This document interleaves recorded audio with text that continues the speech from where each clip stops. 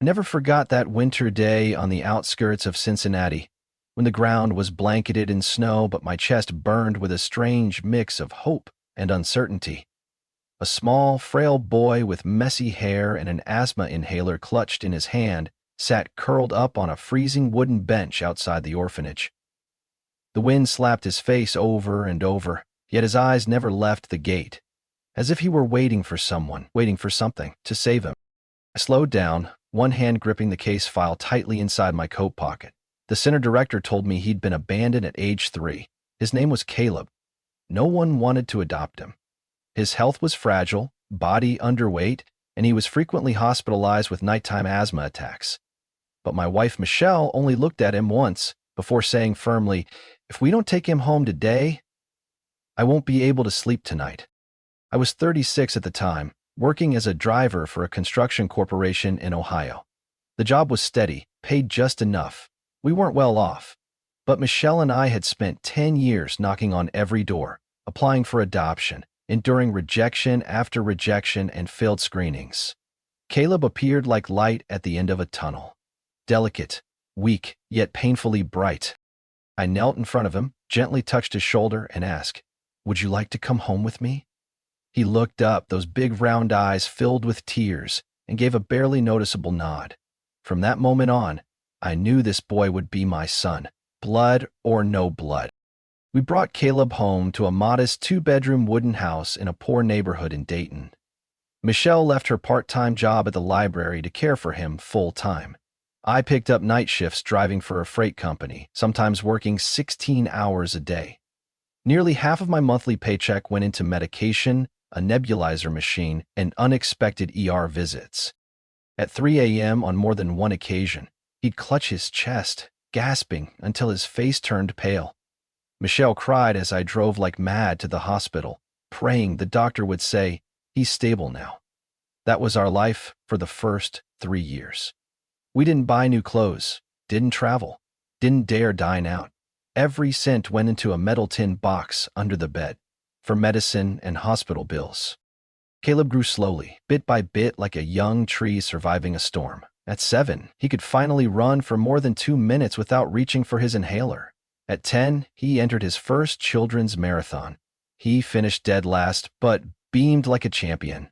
I stood on the sidelines, throat tight, speechless. Michelle cried her heart out. "We did it, Nolan." She squeezed my hand. "He's going to be okay." I was 43 by then. Wrinkles had carved deep into the corners of my eyes, and strands of gray had started appearing. But I wasn't tired. As long as Caleb was healthy, as long as he ran home from school waving an A-graded test and called me Dad, every sacrifice was worth it. We didn't have anything fancy. An old pickup truck, peeling wall paint, and a vegetable garden Michelle kept behind the house. But in those humble things was everything. Our love, our family, and the life I had fought my whole existence to build. I once believed that if I worked hard enough, loved fiercely enough, Caleb would grow up and understand. He would see all that Michelle and I gave up, our youth, our health, our dreams, just to ensure he had the chance to live as a child, with parents, with a home. But no one can predict what happens when a child grows up and begins listening to voices beyond those of his parents. That's why I have to tell this story. Not to complain, but to remember. The path I walked, the dreams I built, for a son I once loved more than life itself. I remember clearly the day Caleb brought a young woman home. Her name was Brittany, tall, golden-hailed, eyes sharp as lasers. She smiled faintly at me but offered a handshake as cold and distant as the Midwest wind. Michelle sat quietly under the dining room lights. I could read her look. Something felt off, but we kept silent, hoping things would smooth out. Caleb introduced Brittany as a colleague from his software firm. They met after he started his first official job in Cleveland, fresh off his degree in electrical engineering. I cried when I saw his name on the Dean's Honor Board at Ohio State. I felt like I was living a dream, one Michelle and I had built with everything we had. When Caleb announced their engagement, I didn't hesitate for a second. Michelle by then was battling early-stage breast cancer. Despite her fatigue, she smiled and squeezed my hand. We need to give him a solid start, Nolan. He needs a home. His old apartment was cramped, run down. We scraped together nearly 20 years of savings, sold the old Ford pickup that had been with me since my early working days, and even withdrew most of my retirement fund, just enough to put a down payment on a 2-story house on the west side of Columbus. The house wasn't big, but the backyard could grow lavender. I imagined Caleb grilling burgers on weekend evenings, kids laughing nearby, warmth in every corner. Brittany liked the place immediately. "It's decent," she said, then turned to Caleb. "I want to renovate the kitchen into something more modern." He was already planning demolitions before the paperwork was even signed. I nodded silently. That nod came with nearly $200,000 of bank debt, all under my name, including the insurance, since Caleb didn't yet qualify for a mortgage. Michelle grew visibly weaker after we moved into the temporary in-law unit near Caleb's new house. She didn't voice her fears, but I knew. She worried she wouldn't live to see Caleb grow into the man we hoped. She kept mending the frayed cuffs on his jackets, leaving them folded by the kitchen table. "For when he needs them," she would say. The wedding was modest, held in a local garden. Caleb wore a rented tux and looked proud. Brittany wore a princess-style gown her mother had chosen. In his speech, Caleb thanked Brittany's family for their tremendous support, without mentioning Michelle or me. I sat in silence, wine glass in hand, growing heavier by the minute. Michelle squeezed my hand under the table. After the wedding, I thought Caleb would step up, take more responsibility. Instead, every utility bill, roof repair, even the summer A/C maintenance, were redirected under my name. Caleb texted, "Dad, can you help just this once? Brittany's planning the pregnancy and money's tight." I took on extra shifts at a local garage, washing cars, changing oil, just to scrape together a few hundred more each month to send them. Brittany had stopped working after getting pregnant. She wanted to fully dedicate herself to the experience, according to her mother. One rainy day, I returned to the apartment and found Michelle sitting on the floor, clutching her chest, drenched in sweat. The cancer had spread to her lungs. The doctor told me to prepare myself. She passed away within 2 months. On her last day, Michelle held my hand and whispered, "Don't let our son forget who he is, Nolan. Don't let him lose what raised him." I buried Michelle beside the plum garden on the south side of the city cemetery. Caleb didn't come. He sent a brief message. "I can't get time off. The project's urgent. Hope you understand, Dad." I stood there in the light drizzle, staring at my wife's grave, gripping the handkerchief embroidered with the letter M that she used to carry. One question kept echoing in my mind. How many years of sacrifice does it take for someone to truly be considered a father? Caleb now lived in the house I bought with his wife and their soon-to-be-born child. Meanwhile, I went home every night to a quiet apartment, staring at an old photo on the wall to remember Michelle and to remind myself that I was still waiting for something from the boy who once called me his hero. But what does that mean if he's forgotten everything ever given to him? By October, the chill had settled across Ohio. The wind crept into my collar each time I stepped out of the clinic near my apartment. The doctor had just reviewed my heart scans. His voice was firm. "Nolan, if you keep working like you have these past few years, your heart won't hold up." I let out a faint laugh, not because I took it lightly, but because I had nothing left to worry about for myself. Since Michelle passed, every thought revolved around Caleb, whether he was happy, secure, still holding on to the home I sacrificed my savings for. Quitting my job at the garage wasn't easy. I'd worked there nearly 8 years, knew every customer, every engine sound, but my heart needed rest. I gathered what little money remained in my account and calculated that, if I was careful, I could get by for about 6 months. After that, I planned to move in with Caleb for a while, help Brittany take care of the newborn, then figure things out. I didn't ask for much. I just hoped to be near family. To warm a bottle, rock the baby when Brittany was tired, trim the lawn, or change a light bulb so Caleb wouldn't have to worry. The day I called, Caleb answered quickly. His voice sounded hurried. "You stopped working, Dad? Are you okay?" I replied simply, mentioned the heart issue, then said, "I'm thinking of staying with you guys for a few months. to rest and help you with the baby." There was a long silence. I thought the call had dropped. Then Caleb spoke softly. "Let me ask Brittany." 30 minutes later, I stood in front of the house I once considered my life's greatest achievement. My old suitcase sat heavy beside me, heart pounding harder than any chest pain I'd ever felt. The door creaked open. Brittany looked me up and down, her belly visibly round, lips pressed tight. "You actually came?" she said, no greeting. "The doctor told me to rest. I'm not here to be a burden, just to help however I can." I tried to keep my voice steady. "Help?" Brittany folded her arms, leaning against the doorframe. "You think you're fit to care for a baby like this? Honestly, Nolan, we don't need another freeloader." I froze. Her words hit like a slap. Caleb stepped out behind her, avoiding my gaze. "Son, You should consider a nursing home," Caleb cut in. "Brittany and I already hired someone to help with the baby. You need rest, right? That'd be a better place for you." I don't remember how I walked away from that doorstep. The wind bit into my face, but it wasn't as cold as my son's eyes. These hands, once holding him through asthma attacks, now had nowhere to reach. I caught a bus back to the rental apartment. Streetlights flickered past the window. That night, Caleb didn't call. Brittany didn't text. Only a short email came the next morning. "If you don't find a job soon, don't expect any support from us. This house now belongs to us." And so, I didn't reply. Not out of anger, just there was nothing left to say. I had given my life to build a home, only to return and find it remodeled into something I no longer belonged to. 7 days later, a notice appeared on my door. "Owner request guest vacate the annex unit within 10 days. That annex used to be a private wing I had rented to stay close to Caleb. Now, they wanted me gone. I went to see Caleb, hoping for an explanation.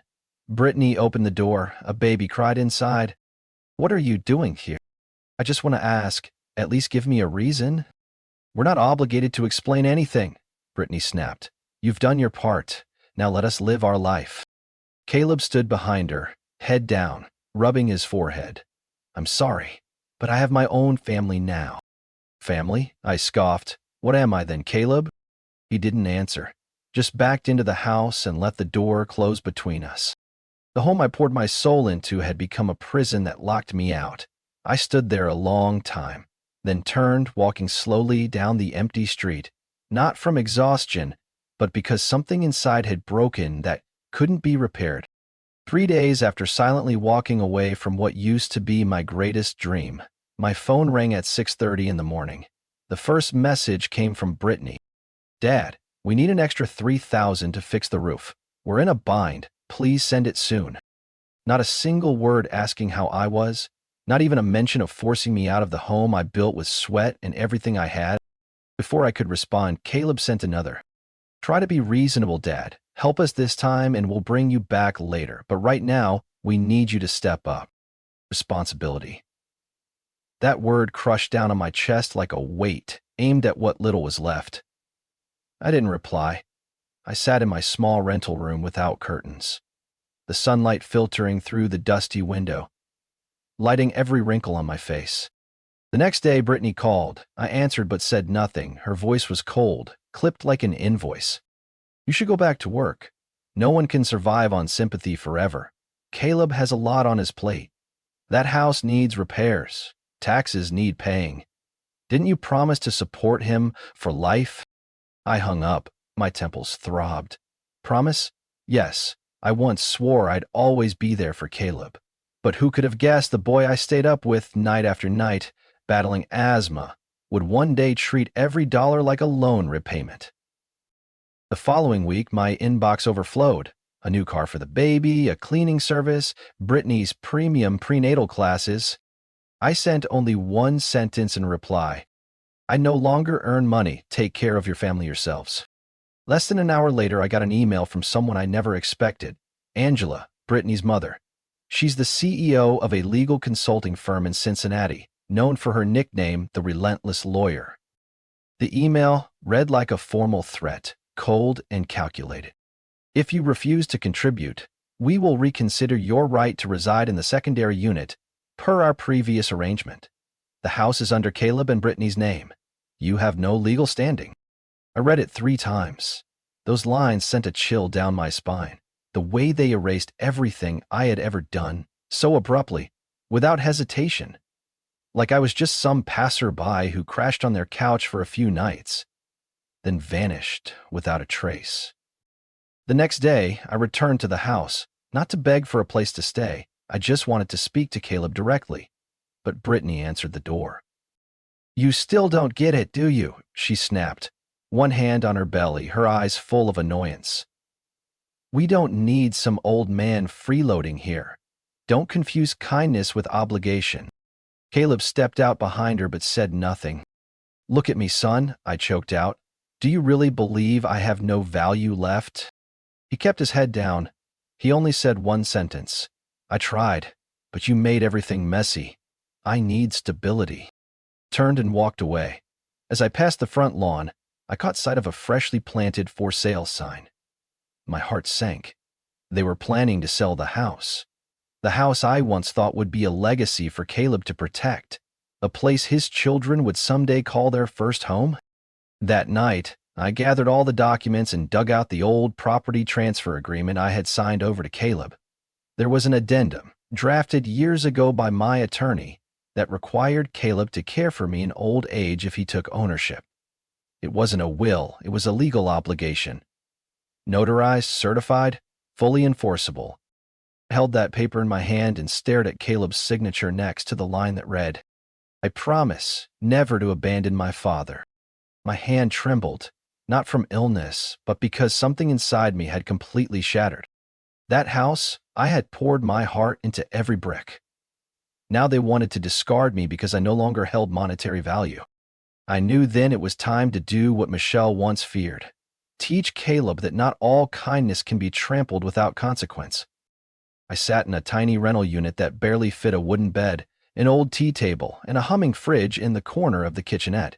On the table, neatly stacked beside a cold cup of coffee, was a yellowed stack of documents, each page bearing handwritten signatures, red seals, and a clause I never thought I'd need to enforce.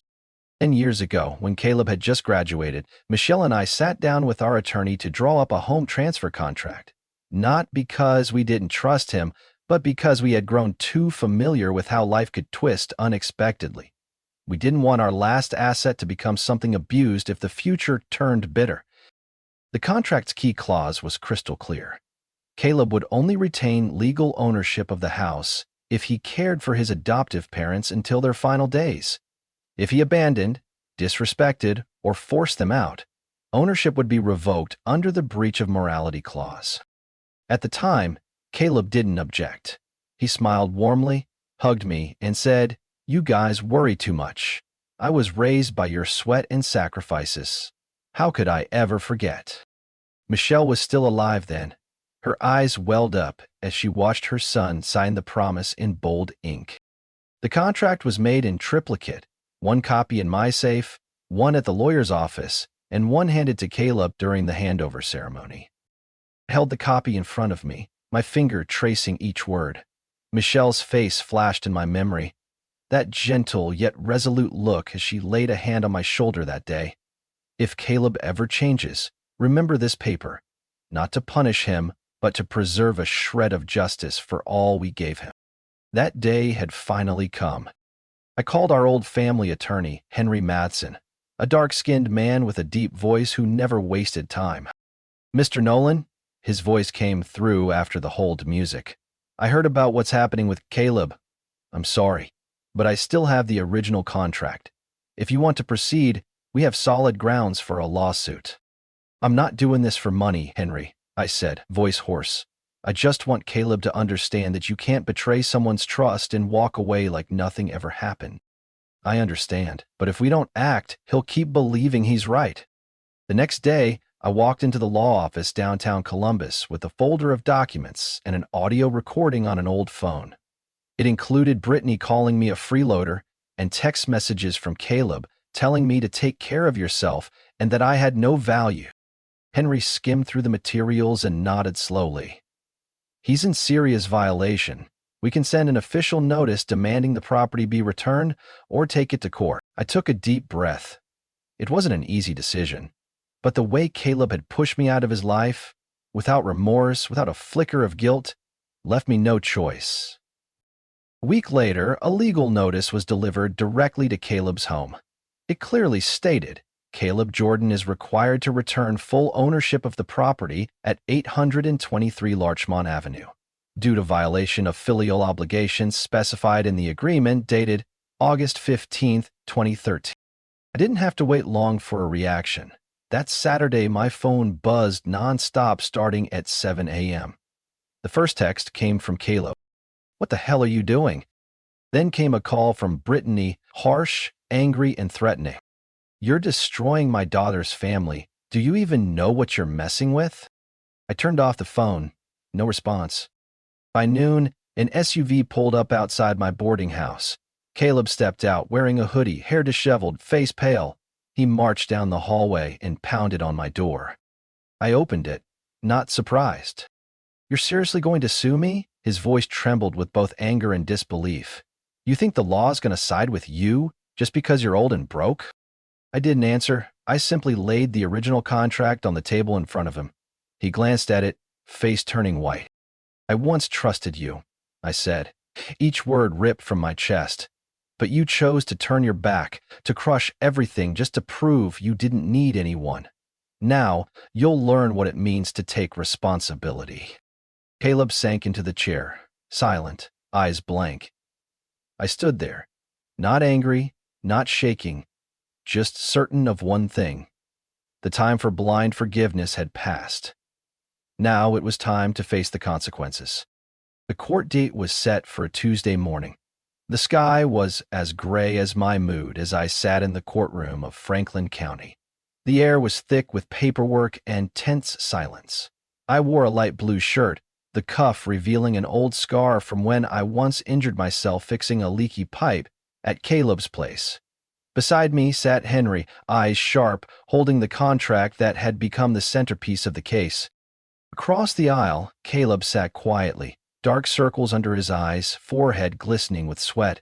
Brittany wore a dark business dress, arms tightly crossed. Next to her sat Angela, her mother, in a gray suit, thin glasses perched on her nose, face cold as granite. She wasn't Caleb's official lawyer, but it was clear she was pulling the strings. Caleb's official representative was a young attorney named Cameron Wells, rumored to be a rising star in minor family asset disputes. He carried a thick file, looked confident, but I caught the flicker of hesitation in his eyes when he saw Henry seated beside me. Judge Richter entered, nearly 60, with gray hair neatly tied up and a stern face. She ordered everyone to rise as she stepped in. The hearing began. Henry opened with the original contract, delivering a brief but sharp statement. My client, Mr. Nolan Bennett, transferred the property at 823 Larchmont Avenue to his adopted son, Caleb Bennett, under a clear condition.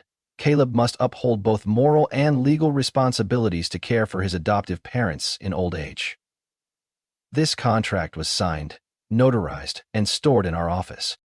He followed with supporting evidence: 8 years of mortgage payments under my name, an email from Brittany demanding money and hurling insults, a voice recording of Caleb calling me a useless burden to get rid of, and a witness, our neighbor, Mr. Giles, who had personally witnessed Brittany kicking me out of the house. Mr. Giles sat upright as he was called to the stand. I lived next door to them for almost 7 years, he said. I saw Mr. Nolan putting up fences, shoveling snow, mowing the lawn, bringing groceries every week.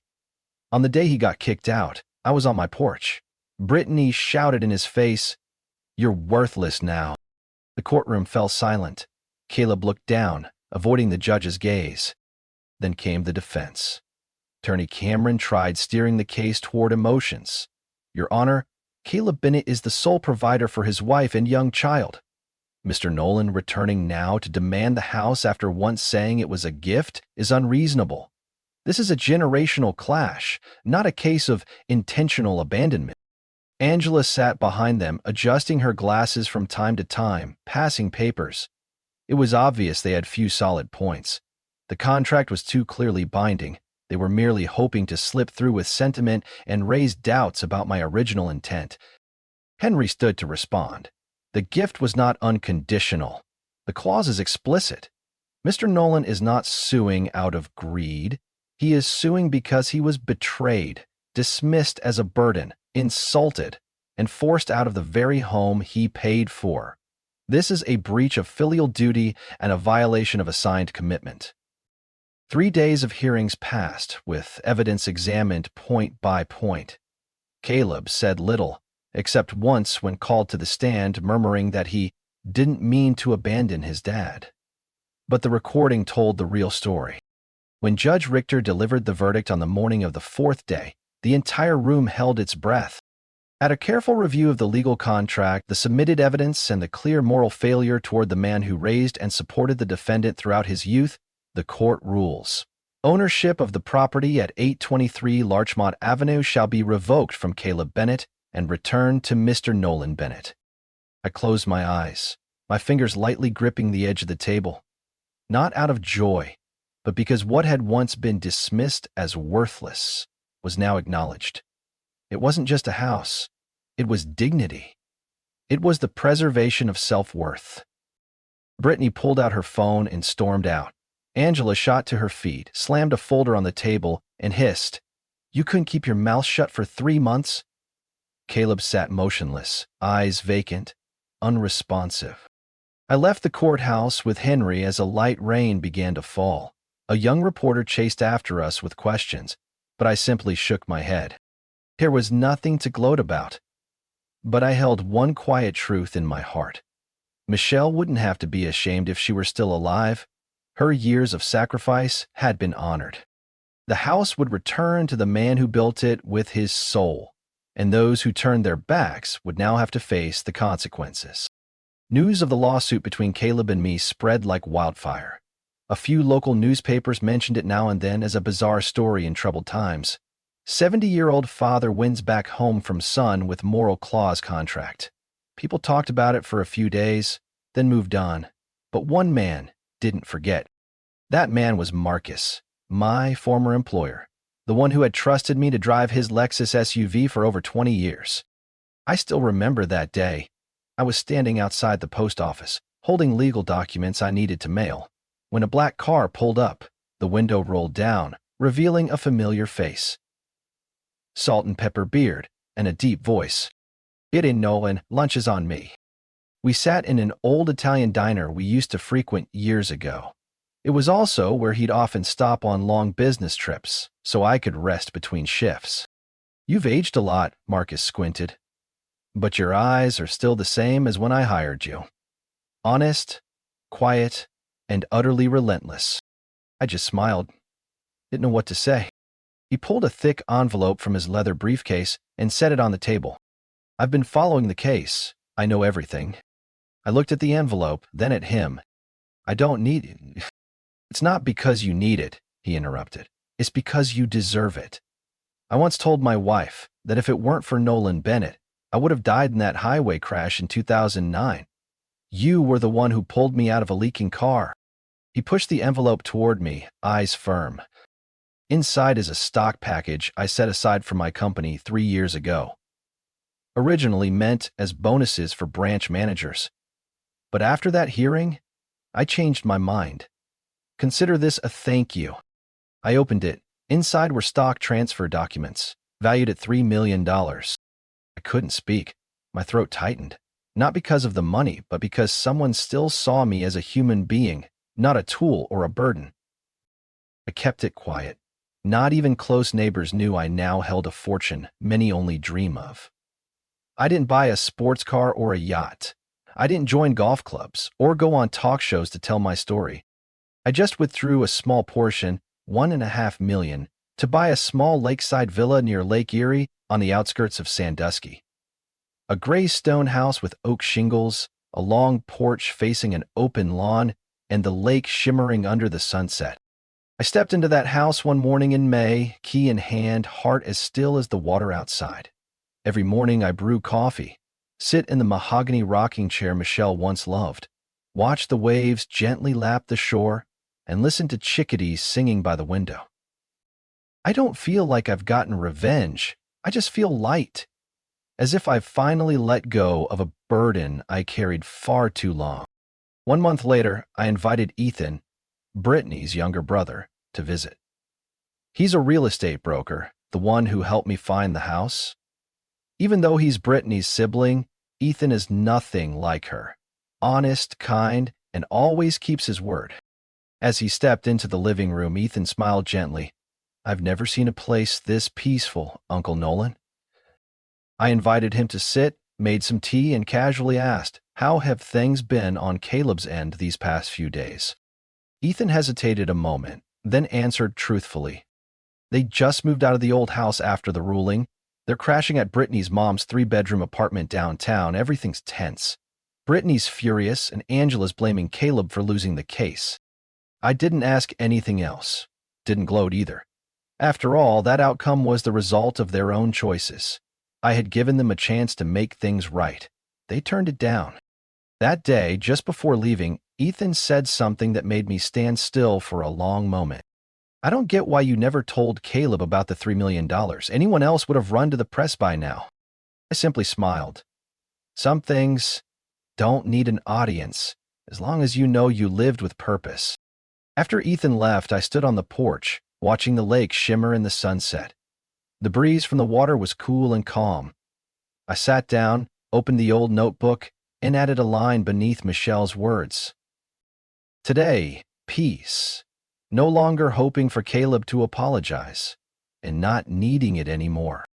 At the end of July, I received a call from an unknown number around 8 p.m. It rang 3 times, then stopped. Minutes later, a message popped up. "I want to see you, Dad. Please give me a chance." No signature, but I didn't need one. The short sentence, awkward and broken, was soaked in collapse. A week went by. I didn't respond. I spent my time mixing oil paints, trimming the lavender by the porch, sitting for hours watching the still surface of the lake. This peace? This was the gift I had once wished for Caleb. Now, I kept it for myself. Then Caleb showed up, unannounced. An old sedan pulled up to the lakeside villa one gloomy afternoon, the sky painted with a dull bronze hue.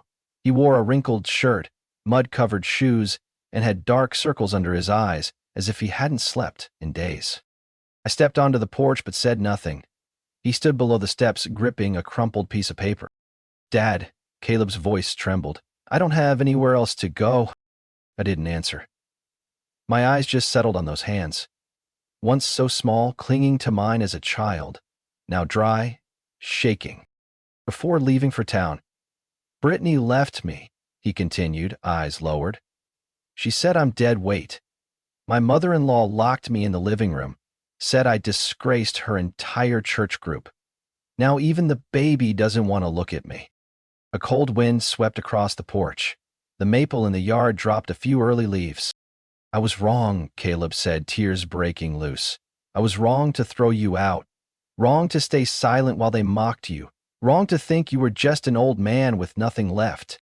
He looked up, eyes blurred. "Dad, please let me come back. Don't shut me out of your life."